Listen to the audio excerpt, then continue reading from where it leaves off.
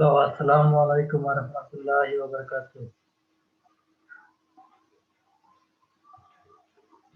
তোমরা কি আমাকে শুনতে পাচ্ছ?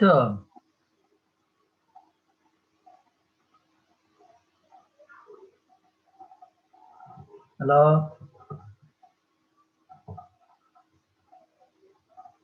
হ্যাঁ স্যার, আসসালামু আলাইকুম। ওয়ালাইকুম সালাম। শুনতে পাচ্ছ আমাকে? জি স্যার, শুনতে পাচ্ছি। আচ্ছা, তাহলে স্ক্রিন দেখা যাচ্ছে? জি হ্যাঁ স্যার, স্যার, দেখা দেখা যাচ্ছে। দেখা যাচ্ছে স্ক্রিনে? Welcome to G sir, online দেখতে ক্লাস পাচ্ছি। অফ, দেখা যাচ্ছে তো? তাহলে আমি শুরু করি, হ্যাঁ? ঠিক আছে স্যার।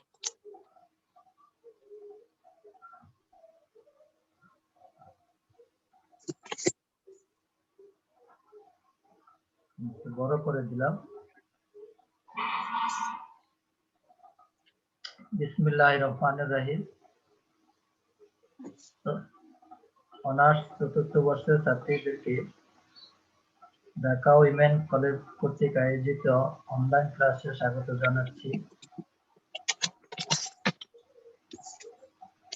আমি মোহাম্মদ জামান হোসেন, সহকারী অধ্যাপক, অর্থনীতি বিভাগ, ঢাকা উইমেন কলেজ, উত্তরা, ঢাকা থেকে।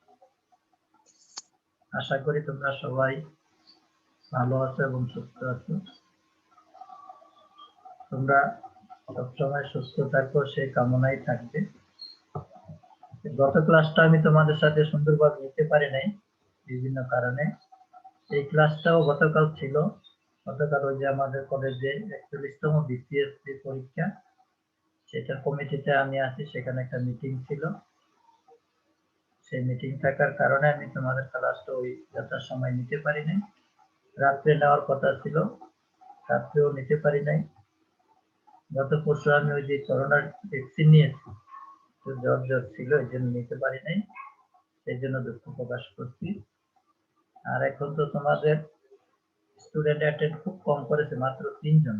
তারপরও আমি ক্লাসটা নেই। এরপরে আর ক্লাস হবে কিনা আমি জানি না, আপনার সাথে একটু কথা বলে নিও।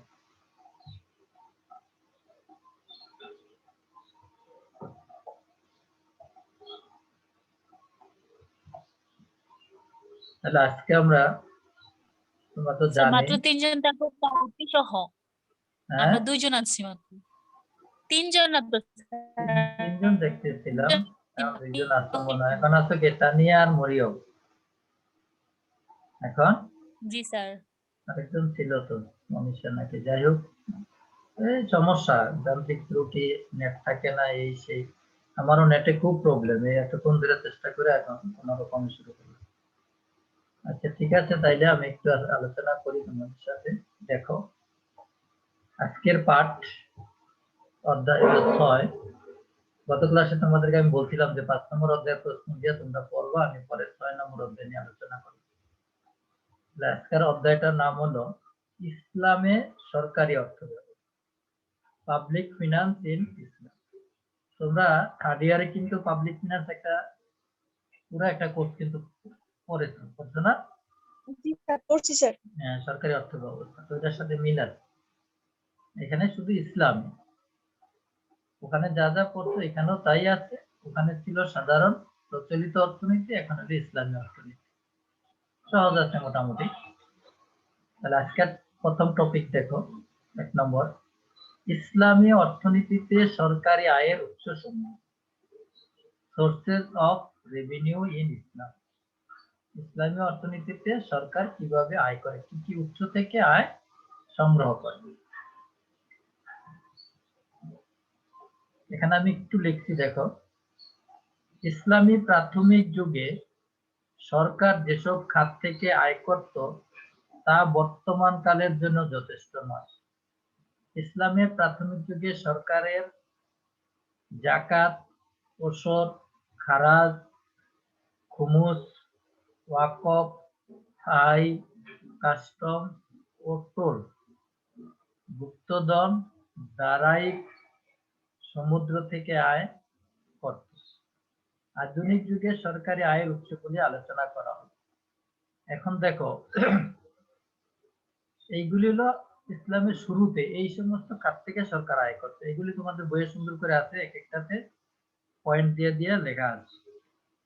জাকাত তো এখনো আছে, ওসর, এই খারাজটা এখন নাই। ওসর হলো ওই যে ফসলের 10 ভাগের 1 ভাগ, আর খারাজ হলো অমুসলিমদের ফসলের থেকে যেটা নিত নবীদের আমলে, সাহাবীদের আমলে, তার খলিফার আমলে, ওইগুলিরে বলতো খারাজ।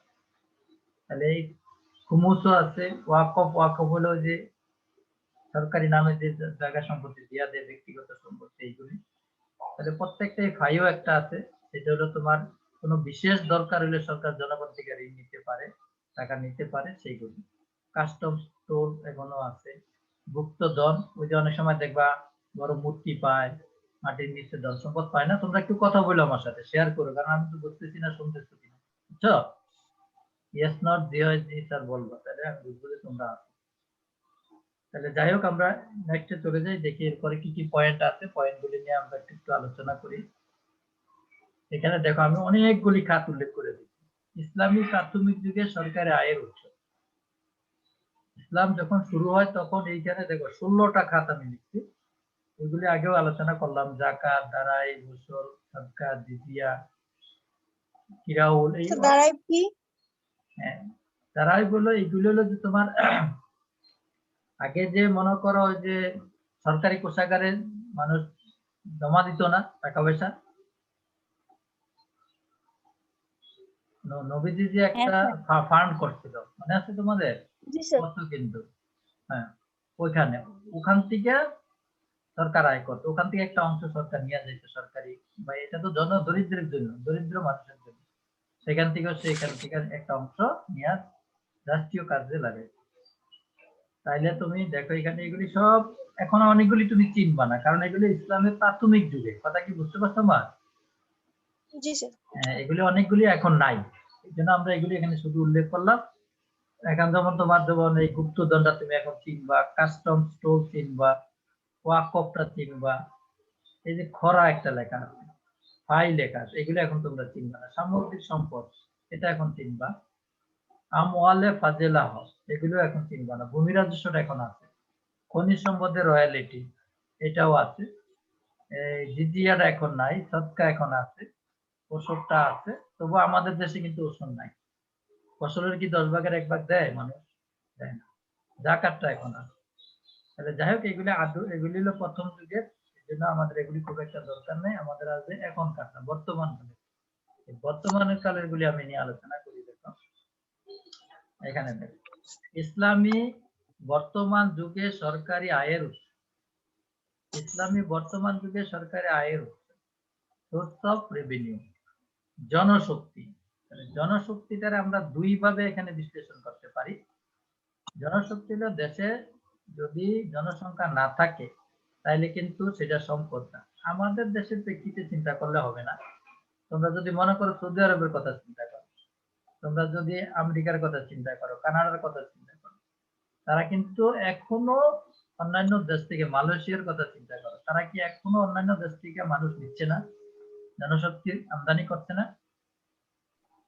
হ্যাঁ স্যার, নিচ্ছে। তাহলে কেন নিচ্ছে? তাদের নাই, দরকার। তাহলে এটা কি একটা সম্পদ না, আয় না? জনশক্তি আমরা যদি আমাদের দেশে চিন্তাও করি, আমাদের দেশে অনেক জনশক্তি আছে, তাদেরকে আমরা বিভিন্ন কাজে লাগাইলাম, কাজে লাগাইলে তারা কি করলো, সেখানে উৎপাদন করলো। সেই উৎপাদন, গার্মেন্টস সেক্টর চিন্তা করো, যদি আমাদের দেশে বিপুল পরিমাণ জনসংখ্যা না থাকতো, তাহলে আমরা কি এই গার্মেন্টস সেক্টরতে এত উন্নত হয়ে রপ্তানি করে এত বৈদেশিক মুদ্রা অর্জন করতে পারতাম? যদি জনসংখ্যা না থাকতো। জি। তাইলে জনশক্তিটাও আয়ের একটা উৎস। এই জনশক্তি না থাকলে আমরা কিন্তু গার্মেন্টস তৈরি পোশাকে এত সমৃদ্ধি লাভ করতে পারতাম না, এত সস্তায় জিনিস কাপড় তৈরি করে বিদেশিদেরকে দিতে পারতাম। তাইলে আমরা এই সেন্সে বলতে পারি জনশক্তি আমাদের আয়ের একটা উৎস। তারপরে আবার দ্বিতীয়, যদি আমরা আন্তর্জাতিক পর্যায়ে চিন্তা করি, আমাদের দেশের এই জনশক্তি, জনগণ বেশি দেখেই তো আমরা রপ্তানি করতে পারতেছি নাকি?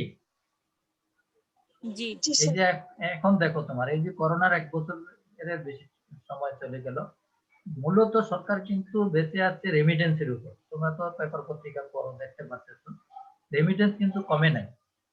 করোনায় সব কিছু কমছে, লেখাপড়া নাই, স্কুল কলেজ সব বন্ধ আছে, মিল ফ্যাক্টরি বন্ধ ছিল, অফিস আদালতও বন্ধ ছিল অনেকদিন। কিন্তু বিদেশিরা কিন্তু, যারা আমাদের প্রবাসী, এরা কিন্তু ঠিকই টাকা পয়সা এখানে পায়, এবং দেখা গেছে স্বাভাবিক অবস্থার চেয়ে, নর্মাল পিরিয়ডের চেয়ে করোনার সময় আরো বেশি রেমিটেন্স আছে। তাহলে আমাদের জনশক্তি আছে বলেই তো আমরা এই রেমিটেন্স গুলি পেলাম। তাহলে কি এটা জনশক্তি আয়ের একটা উৎস আমরা এটা বলতে পারি না আধুনিক কালে এখনকার দিনে? কি বলো? জি স্যার। হ্যাঁ। জি তাহলে স্যার। আমরা ওই আগের গুলিও লিখবো, যেমন তুমি জাকাত লিখবা, এখানে বর্তমান যুগে সরকারি আয়ের উৎস কোন সরকারের, কোন সরকার? ইসলামী সরকার। তাহলে সেখানে তুমি কিন্তু যেমন লিখবা কি জাকাত, জাকাত তুমি লিখবা, কারণ এটা এখনো আছে। আগের যে কয়টা আমি লিখছি সেখানে যে কয়টা এখনো প্রচলিত আছে সেই কয়টাও লিখবা। এইগুলি হলো একদম আধুনিক, নতুন যুগ হয়েছে। আমার কথা বুঝতে পারছো? এখানে আমরা এক জি নম্বরে কি স্যার। লিখছি? জনশক্তি। এটা হলো ইদানিং কালে এগুলি যুক্ত হয়েছে, এই যে এগুলি অ্যাড হয়েছে। আর আগের গুলি তো আছে, আগের গুলির মধ্যে কিছু কিছু নাই। যেমন তুমি দিবা জাকাত, জাকাত আছে, ওয়াকফ ওটা দিবা, তুমি গুপ্তধন দিবা, তারপরে তোমার জিজিয়াটা দিবা না, যেহেতু জিজিয়াটা নাই। কিন্তু ইসলামিক কান্ট্রিতে কিছু কিছু দেশে আছে, খারাজটা দিবা। তাইলে তুমি যেটা যেটা এখনো আছে ইসলামী, আগের আগেও ছিল এখনো আছে সেটাও দিবা, আর এখন আগে ছিল না এখন আছে এটাও দিবা। এর মধ্যে আমরা একটা পেলাম জনশক্তি। তাহলে জনশক্তি আয়ের উৎস, এটাকে আমরা দুইভাবে বিশ্লেষণ করব। একটা হলো জনশক্তি আছে বলে আমাদের দেশে মিল কারখানা ইন্ডাস্ট্রি গুলি চলতেছে, এইগুলিতে যে আউটপুট উৎপাদিত পণ্য এগুলি আমরা নিজেরা ব্যবহার করতে পারতেছি এবং বিদেশে রপ্তানি করেও আয় করতে পারতেছি। আবার নিজেরা যে ব্যবহার করতেছি এই কারণে আমরা বিদেশ থেকে দ্রব্য আমদানি করতে হচ্ছে না। দুই দিক দিয়ে আমাদের লাভ। তাহলে আমরা দেখলাম জনশক্তি একটা আয়ের প্রধান একটা উৎস, এই গেল আমাদের জনশক্তি। এরপরে দেখো 2 নম্বরে আমি লিখছি মানব সম্পদ। এই দুইটা কথা কিন্তু কাছাকাছি। জনশক্তি থাকলেই কিন্তু হবে না, এদেরকে সম্পদে পরিণত, সম্পদ হইতে হবে, মানব সম্পদ। যাদের, মনে করো মূর্খ মানুষ, পড়ালেখা করে নাই, জ্ঞান নাই, একদিকে জ্ঞান নাই আর একদিকে কোনো তাদের মনে কোনো প্রশিক্ষণও নাই, দক্ষ না তারা, তাইলে এরকম জনশক্তি থাকলে কি তারা কি আয় করতে পারবে? কথা বলো না একটু। স্যার। হ্যাঁ, না তাহলে স্যার। হ্যাঁ, তাহলে মানব সম্পদ থাকতে হবে একটা দেশে। যদি মানব সম্পদ থাকে সেইটা হবে আয়ের উৎস। শুধু মানব আছে কিন্তু তারা সম্পদ না। তোমরা তো জনসংখ্যায় পড়ছো, বাংলাদেশ ইকোনমিক্স একটা প্রশ্ন আছে, বাংলাদেশের জনসংখ্যা সম্পদ না দায়? সম্পদ না দায়? তাহলে আমরা বলবো সম্পদ ওই অংশটাই যে অংশটার কি আছে, দক্ষতা আছে, প্রশিক্ষণ আছে, যারা কাজ করতে পারে, কর্মে অংশগ্রহণ করতে পারে, যারা দক্ষ, যারা তারা হলো সম্পদ। আর যারা দক্ষ না তারা হলো বেকার, যারা শুধু। এখন আমরা বেকারদেরকে আমরা যদি অভিশাপ দিই তাইলে হবে না, তাদেরকে যদি দোষ দিই, বেকাররা তো ইচ্ছা করে বেকার থাকে না। কিন্তু কিছু লোক আছে যারা প্রশিক্ষণ নেয় না, ইচ্ছা করেও নেয় না, ইচ্ছা করলেই নিতে পারে, প্রশিক্ষণ নিয়ে তারা সম্পদে পরিণত হতে পারে। তারা যদি ইচ্ছা করে না নেয় তাহলে তাদেরকে আমরা দায় বলবো, তাদেরকে আমরা অভিশাপ বলবো। তাহলে মানব সম্পদ অর্থাৎ শিক্ষিত, দক্ষ, অভিজ্ঞ, কর্মঠ, এরকম যদি জনশক্তি থাকে দেশে, তাহলে তারাও বিভিন্ন সেক্টরে কাজকর্ম করে আয় উপার্জন করতে পারে, এবং এই মানব সম্পদটাকেও আমরা এই কারণে আয়ের উৎস হিসাবে গণ্য করতে পারি। এরপরে আছে কর, ট্যাক্স। এই ট্যাক্সের কথাটা অনেকে, আগে কিন্তু এই কর আদায় করতো না। ইসলামী অর্থনীতিতে ট্যাক্স বলতে কোনো কথা ছিল না, সেখানে শুধু জাকাতের উপর চলতো, জিজিয়ার উপর চলতো, খারাজের উপর চলতো। এখন আধুনিক যে ইসলামী রাষ্ট্রগুলি, সেই রাষ্ট্রগুলি তারা বলছে যে এখন যেমন জাকাতের কথা বলছি আমরা, দান খয়রাতের কথা বলছি, ওয়াকফ সম্পত্তির কথা, ওইগুলি তো জনগণের উপর ডিপেন্ড। তারা ইচ্ছা করলে দিবে, যার সম্পদ আছে সে না জাকাত দিবে, যার সম্পদ নাই সে কি জাকাত দিবে? বলো। না স্যার। আচ্ছা, না। তাহলে এখন ধরো একটা রাষ্ট্রের অনেক টাকা দরকার, ধরো 1000 কোটি দরকার, আমি অল্প করে বলতেছি, 1000 কোটি টাকা দরকার একটা কাজ করবে। এখন জনগণ সেই সময়ে জাকাত দিল না, কথা বুঝছো? জাকাত দিল না, স্বেচ্ছায় কেউ দিতেছে না, দান করার কেউ করতেছে না, সরকারের কাছে কোনো ফান্ড নাই। তখন সরকার ওই 1000 কোটি টাকা কোত্থেকে পাবে?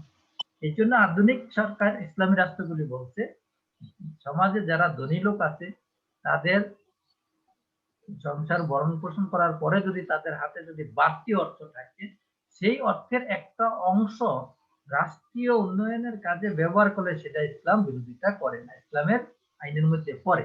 আমি বুঝাইতে পারছি তোমাদেরকে কথাটা? এই জি স্যার। করটা বাধ্যতামূলক না, নিবে কাদের কাছ থেকে?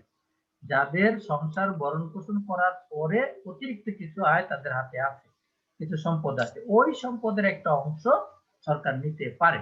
কিসের জন্য? রাষ্ট্রের কল্যাণের জন্য, রাষ্ট্রের কল্যাণের জন্য। হ্যাঁ, উন্নয়ন পরিকল্পনা গ্রহণের জন্য, ডেভেলপমেন্ট যে প্রজেক্ট গুলি আছে এই প্রজেক্ট গুলি যাতে চালু থাকে। এই জন্য সমাজের একটা অংশ যারা ধনিক শ্রেণী তাদের যদি সংসার ভরণ পোষণ করার পরে তাদের হাতে যদি অতিরিক্ত লাভ থাকে, মুনাফা থাকে, সেই মুনাফার একটা অংশ তাদের কাছ থেকে নিতে হবে। যেমন আমাদের দেশে কিন্তু এই মুনাফার কথা নাই। আমাদের দেশে দেখো আমরা ইনকাম করি, ইনকাম থাকলেই 3 লাখ টাকা বা 3.5 লাখ টাকা 2.5 লাখ টাকা ইনকাম থাকলেই তাকে দিতে হবে। কিন্তু আমার যে সংসার ভরণ পোষণ করতে বছরে কত টাকা লাগে, তোমরা কি মনে করো? ধরো আমার কথাই ধরো, মনে করো আমাদের মধ্যে একজন শিক্ষক যার ফ্যামিলিতে মনে করো 4 জন বা 5 জন মেম্বার আছে, এক মাসে কত টাকা লাগতে পারে ঢাকা শহরে বাসা ভাড়া দিয়ে থাকলে? বলো তো, একে মিনিমাম বলো, মিনিমাম। 50 থেকে 60, আরো বেশি হতে পারে। আচ্ছা 50 আমি ধরলাম, দাও 50 যদি ধরি তাহলে 50 ধরলে বছরে কত হয়? বছরে কত লক্ষ টাকা আড়াই, হয়? এই 50 হলে 6। 6 লক্ষ টাকা হয়। আচ্ছা, তুমি তুমি বললা 6 লক্ষ টাকা মিনিমাম। সরকার নিয়ম করছে 3 লক্ষ টাকা বেশি থাকলেই ট্যাক্স দিতে হবে আমাদের দেশের সরকার। তাহলে এটা কি আমাদের উপর জুলুম কিনা বলো? জি স্যার। যেখানে আমার লাগে 50,000 মাস, আমার ধরতে 3 লাখ করে হলো কত হয়? 25,000। 3 লাখের উপরে থাকলেই দিতে হবে, তাহলে 25,000 এর নাম আছে? তাহলে 25,000 টাকা দিয়া আমাদের মতো এই একজন শিক্ষিত মানুষ চলতে পারে কিনা? 4-5 জন ফ্যামিলি মেম্বার নিয়ে ছেলে মেয়েদের পড়ালেখা, বাসা ভাড়া, তারপরে ওষুধপত্র, ডাক্তারি খরচ টরচ দিয়ে কি 25,000 টাকা দিয়ে চলতে পারে? তোমরা বলো, যে সম্ভব?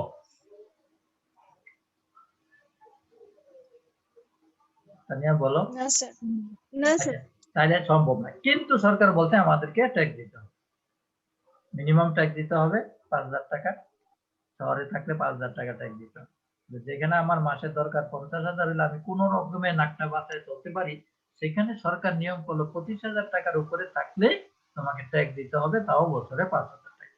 তাহলে এইটা একটা জুলুম কিনা তোমরা বলো? এটা আমি আমার সরকারের কথা বলতেছি না, এই নিয়মটাকে আমরা বলতেছি। কথা কি বুঝছো? জি স্যার। যে আমরা সরকারের সমালোচনা করতেছি তা। তাহলে আমাদেরকে যদি বলতো যে 6 লাখ টাকা যার বছরে ইনকাম বা তার চেয়ে বেশি, তাকে ট্যাক্স দিতে হবে, সেই ট্যাক্সটা হবে একের অল্প লামসাম, তাইলে হতো। কিন্তু এখন আমাদেরকে 25,000 টাকার উপরে থাকলেই আমাদেরকে বছরে 5,000 টাকা ট্যাক্স দিতে হবে। তাহলে এই হলো আমাদের অনইসলামিক যে রাষ্ট্রগুলি আসে তাদের কারণ, তারা চাপায় দেয় এটা। কিন্তু ইসলামী অর্থনীতিতে কর দিবে কাদের উপর? সমাজের ওই লোকদের উপর যাদের সংসার ভরণ পোষণ করার পরে অতিরিক্ত কিছু থাকবে, সেই অতিরিক্তের একটা অংশ তাদের কাছ থেকে কর নিতে পারবে সরকার, তাও যখন দরকার হবে তখন, নর্মাল পিরিয়ডে না নেওয়ার কোনো বিচার নেই। তাহলে এই হলো ইসলামী রাষ্ট্রে বর্তমানকালে যে কর নেয়, এই করের ব্যাখ্যা। তারপরে বলা আছে বিদেশি বিনিয়োগ। বিদেশি বিনিয়োগ, বিদেশি বিনিয়োগটা এটা বোঝো দুই ভাবে হতে পারে। বিদেশিরা আমাদের দেশে বিনিয়োগ করে, বিদেশিরা আমাদের দেশে বিনিয়োগ করে বিভিন্ন ধরনের প্রজেক্ট আছে, তোমরা দেখতেছো এই যে এখনো আছে। সাধারণত ব্রিজ গুলি করে দেয়, ফ্লাইওভার গুলি করে দেয়, তারপরে বিভিন্ন ধরনের, যেমন চিটাগাং একটা আছে তোমার এই স্টিল মিল আছে, সেখানে তারা বিদেশিরা ইনভেস্ট করে। আমাদের দেশের অনেক বড় বড় কোম্পানি আছে, সেখানে বিদেশিরা বিনিয়োগ করে, অংশগ্রহণ করে। আমরাও করি, আমরাও বিভিন্ন দেশে করি, বিভিন্ন দেশও আমাদের দেশে করে। এখন মনে করো ইন্ডিয়া থেকে একটা কোম্পানি এসে আমাদের দেশে একটা কি করলো, স্টিল মিল করলো। সেই স্টিল মিলে যে আয় হবে, সেই আয়ের অংশ বাংলাদেশ সরকার পাবে না?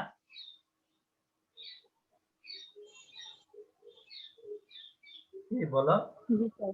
বিদেশিরা আমাদের এখানে ধরো যমুনা সেতু করলো, বুড়িগঙ্গা সেতু করলো, মেঘনা সেতু করলো, এই সেতুতে যে টোলটা আদায় হয়, এই টোলটা কি সব ওরা নিয়ে যায় না আমাদের দেশের সরকারও পায়? তা আমাদের দেশের সরকার আমাদের দেশের সরকার কিছুটা পায়। হ্যাঁ, ওদের সাথে আমাদের একটা চুক্তি আছে যে তোমরা 50% পাবো, আমরা 50% পাবো, অথবা তোমরা 60 আমরা 40। ওরা করে দিয়েছে ওদের টাকা দিয়ে, কিন্তু এটার যে আউটপুটটা, ইনকামটা, লাভটা, এই লাভের একটা অংশ ওরা পাবে, একটা অংশ আমরা পাবো। তাহলে এই বিদেশি বিনিয়োগটা বর্তমান ইসলামী সমাজের আয়ের একটা। তারপরে বলতে বিদেশি সাহায্য। বিদেশি সাহায্যটা, এটা তো তোমরা জানো, এটা আমাদের দেশের মানুষ খুব ভালো করে চিনে।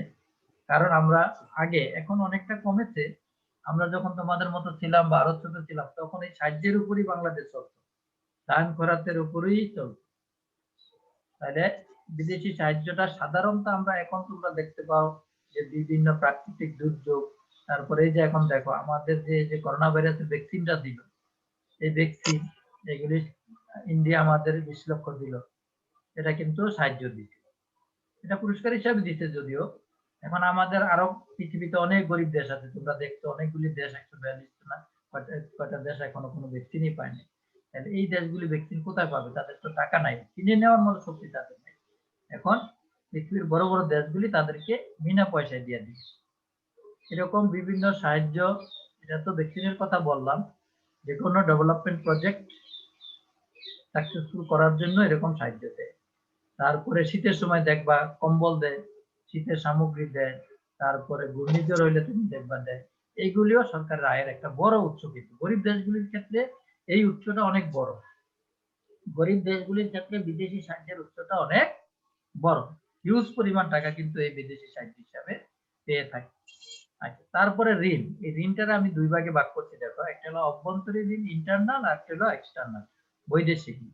অভ্যন্তরীণ ঋণ হলো, এটা একটু মনোযোগ দিয়ে শোনো, অনেক সময় সরকার যদি কোনো বিপদে পড়ে, যেমন এখন মনে করো আমাদের দেশে অনেকগুলি প্রজেক্ট চলতেছে, ডেভেলপমেন্ট প্রজেক্ট, এখন এই করোনা ভাইরাসের কারণে সরকারের হাতে কোনো টাকা পয়সা নেই, বা আমাদের যে সরকারি কর্মকর্তা কর্মচারী, আমরা শিক্ষক আছে, আমাদেরকে বেতন দিবে, এখন এক মাসে দেখা গেল যে সরকারের ফান্ডে এতগুলি টাকা নেই, তখন সরকার কি করবে? বেতন তো দিতে হবে।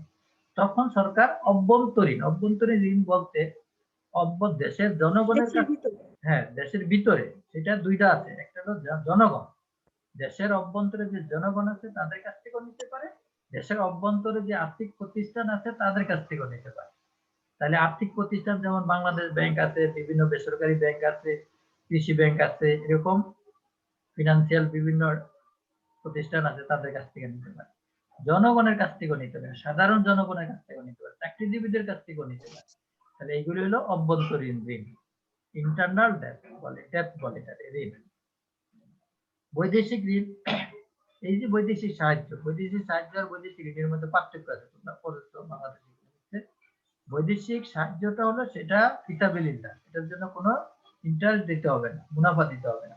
কিন্তু বৈদেশিক ঋণটা, এটা একটা কন্ডিশন থাকবে, এটা হলো এটাতে কোনো 5 নম্বরে কোনো কন্ডিশন নেই, এমনি দিয়ে দিবে, মাগনা দিয়ে দিবে। আর এই 6 এর খতে হলো কন্ডিশনাবল, অর্থাৎ শর্ত যুক্ত দিবে, শর্ত যে তুমি আমার কাছ থেকে এই টাকা নেবা, এখন নিয়ে তুমি বিপদের সময় চালাও, টাকার কাজ ছাড়ো, কিন্তু পরে আমাকে এই টাকাটা রিটার্ন দিতে হবে, এবং এটার সাথে এত পার্সেন্ট আমাকে ইন্টারেস্ট দিতে হবে। তাইলে তুমি দেখো, এই যে অভ্যন্তরীণ ঋণ, সেখানেও কিন্তু লাভ দিতে হবে। তুমি এখন সরকারকে দিবা, মনে করো বাংলাদেশ ব্যাংক থেকে নিলা, সেখানে বাংলাদেশ ব্যাংক থেকে একটা সুদ দিতে হবে তোমার, কম হোক বেশি হোক দিতে হবে। তাহলে এই দুইটাই ঋণ বলতেই কিন্তু কন্ডিশনাবল, কন্ডিশন থাকবে, সেখানে কম হোক আর বেশি হোক, শর্তটা কঠিন হোক আর শর্তটা নর্মাল হোক, সহজ হতে পারে, কঠিন হতে পারে। তাহলে ঋণ হলো দুই প্রকার, একটা অভ্যন্তরীণ ঋণ, একটা বই, এগুলি পার্থক্য আসতে পারে 4 নম্বরের প্রশ্ন, ছোট প্রশ্ন। অভ্যন্তরীণ ঋণ এবং বৈদেশিক ঋণের মধ্যে পার্থক্য লেখো, বৈদেশিক সাহায্য আর বৈদেশিক ঋণের মধ্যে পার্থক্য লেখো, বিদেশি বিনিয়োগ এবং বিদেশি সাহায্যের মধ্যে পার্থক্য লেখো। অনেকে তো ঢুকলো এখন, দেখা গেল। তোমরা একটা ইয়াটা দিও, হ্যাঁ পার্সেন্টেজটা দিও শেষে, ক্লাস শেষে স্ক্রিনশট দিও, এখন দিও না, লাস্টে দিবা, তাহলে সবার দিলে। আচ্ছা, তাহলে আমরা এগুলি বর্তমান কালে যে সরকারের যে আয়ের উৎস, সেগুলি আমরা আলোচনা করলাম। এরপরে পেজে দেখি আমরা কি আছে। ইসলামী অর্থনীতিতে সরকারি ব্যয়ের খাতসমূহ। Rates of expenditure in Islamic economy. এখানে অনেকগুলি আছে, 17টা। এই 17টা তোমরা বই থেকেই পড়ে নিও। তারপরে আমি একটু বলি যেহেতু সময় আছে। প্রথম দেখো, প্রশাসনিক খাতে ব্যয়। এগুলি একটু ভালো করে বুঝো, যেহেতু ইকোনমিক্স এর স্টুডেন্ট। আমরা বিভিন্ন জায়গায় গেলে, ভাইবা নিতে গেলে এইসব প্রশ্ন ধরি। গত কয়েকদিন আগে আমি এক জায়গায় একটা ভাইবা নিতে টিচার নিয়োগ, সেখানে গিয়েছিলাম। এসব প্রশ্ন ধরলে বলতে পারে না, সাধারণ একটা জ্ঞান থাকতে হবে। যেমন দেখো, প্রশাসনিক খাতে ব্যয়। বাজেট সম্বন্ধে তোমাদের ধারণা আছে? বাজেট একটু কথা বলো, বাজেট সম্বন্ধে কি স্যার, ধারণা আছে? একটু স্যার, মোটামুটি। আচ্ছা, আমি বলি। বাজেটের দুইটা খাত, একটাকে বলে রাজস্ব বাজেট আর একটাকে বলে উন্নয়ন বাজেট। ঠিক আছে? রাজস্ব, সবাই শোনো কিন্তু মনোযোগ দিয়ে, এটা কিন্তু শুধু ইসলামিক অর্থনীতির পড়া না, সাধারণ জ্ঞান, চাকরির ক্ষেত্রে এগুলি লাগে। বাজেটের ঠিক আছে প্রধান স্যার। বাজেটের প্রধান খাত হলো দুইটা। একটা হলো রাজস্ব বাজেট বলে, হ্যাঁ, রেভিনিউ বাজেট বলে, আর একটা ডেভেলপমেন্ট বাজেট বলে। রেভিনিউ বাজেটে কি থাকবে? সেখানে তোমার থাকবে আয় কোত্থেকে আসবে, কোত্থেকে তুমি আয় পাইতেছো, এটা থাকবে একদিকে। আরেকদিকে থাকবে কি, যে এই প্রশাসন চালাইতে তোমার কি খরচ লাগবে। এই রেভিনিউ বাজেটের কথা বলতেছি আমি, রাজস্ব বাজেটের কথা। রাজস্ব বাজেটে দুইটা দিক। একটা হলো কোন কোন খাত থেকে রাজস্ব আসবে, ট্যাক্স আসবে কোত্থেকে, তারপরে তোমার এই যে ফি আসবে কোত্থেকে, রেজিস্ট্রেশন ফি, বিভিন্ন ধরনের খাত আছে, এগুলি বাজেটে গিয়ে চ্যাপ্টার খুললে দেখতে পাবো। তাহলে সেখানে প্রশাসনিক খাতে ব্যয়, প্রশাসনিক খাত কোনটা? সরকার দেশ চালাইতে যে, দেখো, সরকার দেশ চালাইতে কিন্তু কিছু প্রশাসন লাগে। যেমন আমরা শিক্ষক, তো শিক্ষা খাতে, শিক্ষা চালাইতে শিক্ষা নীতি, শিক্ষকদের যে শুধু শিক্ষকই আছে এই শিক্ষা ব্যবস্থায়, বলতো শিক্ষা ব্যবস্থাটা চালু রাখার জন্য কি শুধু শিক্ষক আর ছাত্রী আছে, আর কেউ নাই? আছে স্যার। কে আছে বলো, একজনের নাম বলো। শিক্ষা, শিক্ষামন্ত্রী। হ্যাঁ, শিক্ষামন্ত্রী, সেও বেতন পায়। শিক্ষা সচিব, আরো যে কত আছে, থানা লেভেলে আছে, জেলা লেভেলে আছে, ইউনিয়ন পর্যায়ে আছে, বুঝছো? কি তোমরা নাম শুনছো? টিউ আছে, আছে না? থানা শিক্ষা অফিসার। থানা শিক্ষা অফিসার, উপজেলা শিক্ষা অফিসার, জেলা শিক্ষা অফিসার, ডিও আছে না? তাহলে জি দেখো, স্যার। এই যে প্রশাসন চালাইতে অনেক লোক লাগে, এদের খরচ আছে, অফিস খরচ আছে, কারেন্টের বিল আছে, অনেক কিছু আছে, যাতায়াত খরচ আছে, এইগুলো হলো প্রশাসনিক খাত এর ব্যয়। এইটা হলো তোমার ওই রাজস্ব যে বাজেট বললাম, সেই রাজস্ব বা বাজেটের ব্যয়ের দিক। তাহলে রাজস্ব আদায় করতে কিছু লোক লাগে না, ট্যাক্স যারা, ইনকাম ট্যাক্স যারা চাকরি করে, যারা এটা আদায় করে দেয়, কি আছে না? জি স্যার। এইরকম প্রশাসন চালাইতে সরকারের কিছু ব্যয় হয়, এটা হলো প্রশাসনিক খাতে ব্যয়। আর উন্নয়নমূলক ব্যয় কোনটা? ওই যে উন্নয়ন বাজেট। উন্নয়ন বাজেটে তোমার আমি একটা উদাহরণ দেই। মনে করো আমাদের এক বছরে 100 টাকা আয় হলো, 100 টাকা আয় হলো, সেখান থেকে এই 100 টাকা আয় করে আমরা টিচারদের বেতন, আরো যত যত চাকরিজীবী আছে সরকারি, সবার দেওয়ার পরে মনে করো 50 টাকা রইল। এখন আমরা একটা পদ্মা সেতু করবো। পদ্মা সেতু করতে আমার ধরো 100 টাকা দরকার আছে, আমার হাতে কত? তাড়াতাড়ি বলো, সময় কিন্তু কম। পদ্মা সেতু করতে 100 টাকার দরকার, আমার ওই রাজস্ব বাজেটে আমার রইল কত? 50। 50। আর বাকি 50 আমি কোথেকে আনবো? সেইটার জন্য আমি কি করব? ঋণ নিব, বিদেশ থেকে সাহায্য নিব, অথবা দেশের জনগণের কাছ থেকে ঋণ নিব, অথবা ওই যে মোবাইল ফোনে তোমরা ব্যবহার করলে দেখবা কিছু পয়সা কেটে নেয় না, সেতুর জন্য, এটার জন্য, সেটার জন্য। কি কথা বুঝতে পারছো? জি স্যার। তাহলে রাজস্ব বাজেটে যেটুক থাকে প্রশাসনিক খাতে ব্যয় করার পরে, রাজস্ব আয়, রাজস্ব ব্যয়। রাজস্ব বাজেটের কয়টা দিক? দুইটা দিক, একটা রাজস্ব আয়, একটা রাজস্ব ব্যয়। রাজস্ব আদায় করতে যেটা ব্যয় হয়, প্রশাসনিক ব্যয়। রাজস্ব বাজেটের আয় একটা, ব্যয় একটা। আয় আর ব্যয়ের মধ্যে একটা পার্থক্য থাকতে পারে। তাহলে পার্থক্য মনে করলাম আমরা 50 কোটি টাকা, এই 50 কোটি টাকার লগে আরো 50 কোটি টাকা যোগ করে 100 কোটি টাকার আমরা একটা বছরের জন্য ডেভেলপমেন্ট বাজেটে নিয়ে গেলাম। তাহলে ডেভেলপমেন্ট বাজেটের আয় কত? আয় কত? 50 কোটি টাকা। কেন 100 কোটি হলো না? আমার রাজস্ব বাজেট থেকে আসবে 50, আর ওই যে ঋণ করলাম 50, বিদেশি সাহায্য জি নিলাম স্যার, 100 50, কোটি টাকা। 100 কোটি টাকা। এই 100 কোটি টাকা দিয়ে আমি এখন পদ্মা সেতুর কাজ শুরু করব। এটা আমি একটা উদাহরণ দিলাম, কথাটা বুঝতে পারছো কিনা একটু বলো। জি স্যার। তাহলে বাজেটের কয়টা দিক, কয়টা অংশ? দুইটা। কয় দুইটা। প্রকারও বলতে পারো তুমি, একটা হলো রাজস্ব বাজেট, আর একটা হলো উন্নয়ন বাজেট। উন্নয়ন। রাজস্ব বাজেটের আয় থেকে ব্যয় বাদ দিয়ে যদি কিছু থাকে সেটা আমরা কোথায় নিয়ে যাব? উন্নয়ন বাজেট। উন্নয়ন বাজেটে নিয়ে যাবো। উন্নয়ন বাজেটে আরো একটা আয় আসবে, সেটা কোথেকে আসবে? ঋণ থেকে আসতে পারে, সাহায্য থেকে আসতে পারে, ইন্টারনাল আসতে পারে, এক্সটার্নাল আসতে পারে, ঠিক না?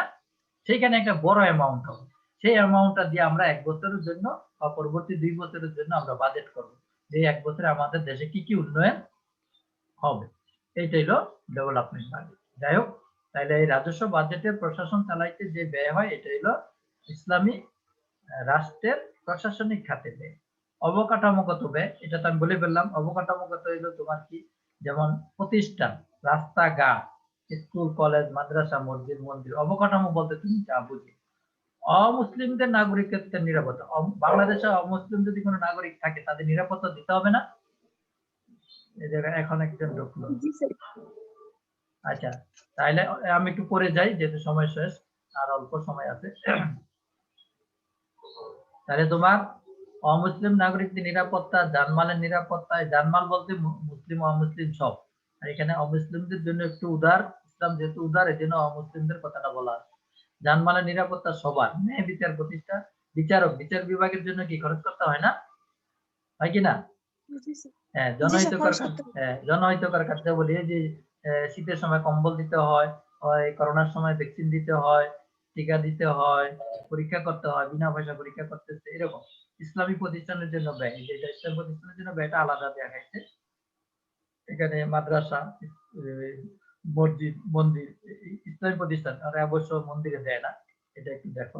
তাবলিগ প্রচার মানে ধর্ম প্রচারের জন্য ব্যয় করে। মৌলিক চাহিদা, খাদ্য, বস্ত্র, বাসস্থান, এগুলির জন্য ব্যয় করে। ক্ষতিপূরণ, ক্ষতিপূরণ তোমরা তো এটা বুঝো। যেমন ওই যে দেখো, যদি ওই যে নারায়ণগঞ্জে যে একটা মসজিদে যে তোমার একটি বিস্ফোরণে অনেকগুলি লোক মারা গেল না, দেখছো না? খেয়াল করছো? টিভিতে দেখছো? পেপারে দেখছো? হ্যালো, জি স্যার। কথা বলো না কেন? ক্ষতিপূরণের জন্য ব্যয়, এটা বুঝতে হবে। উদাহরণ দিয়ে দিবা, নারায়ণগঞ্জে একটা মসজিদে এসিড বিস্ফোরণ হইয়া 24 জন না কয়জন লোক মারা গেছে। প্রত্যেকটা লোকের যদি 2 লক্ষ করে দেয় তাহলে এখানে 48 লক্ষ টাকা লাগবে। এইগুলি হলো প্রতিরক্ষা খাতে ব্যয়। বিদেশি বিদেশি আক্রমণ থেকে দেশকে রক্ষার জন্য প্রতিরক্ষা খাতে ব্যয় করে। দেশের শান্তি শৃঙ্খলার জন্য ব্যয় করে। বয়স্কদের জন্য ব্যয় করে। এগুলি সব আমাদের দেশে এখনো আছে। অপরাধীদের জন্য ব্যয়, অপরাধীদের জন্য ব্যয় কি বলো দেখি, কে বলতে পারো? দ্রুত বলো, 10 সেকেন্ড। স্যার অপরাধীদের অপরাধীদের সংশোধনের জন্য যে ইয়ে করা হয় ব্যয়, এটা কি ওইখানে, বলো? উদাহরণ দাও, উদাহরণ। কিশোর অপরাধের জন্য সংশোধনের জন্য হ্যাঁ, বিভিন্ন প্রতিষ্ঠান আছে না, হ্যাঁ, আরো ওইখানে বলো, যে ব্যয় আরো করতে বলো। হয়। হ্যাঁ, এটা আছে, আরো আছে। 1 নম্বরটা বলো। বলতে পারো না? আর কি স্যার বলেন আপনি। জেলখানা, জেলখানা। ও বাংলাদেশে আচ্ছা। এখন প্রচুর লোক, লক্ষ লক্ষ লোক জেলখানায় আছে। তাদের কি খাওয়াইতে হয় না?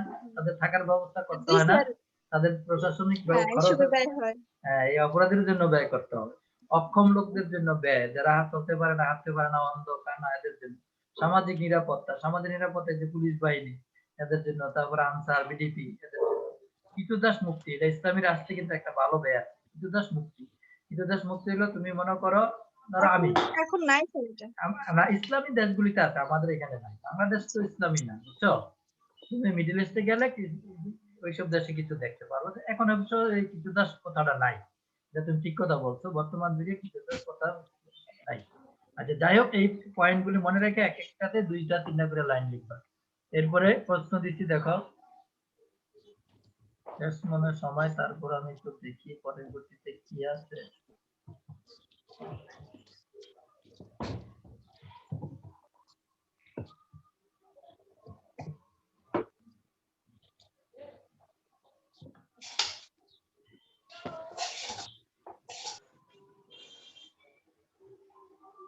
এই যে প্রশ্ন দেখো আজকের জন্য, এখানে 2টা প্রশ্ন দিয়েছি। ইসলামী অর্থনীতির আয়ের উৎসসমূহ কি কি?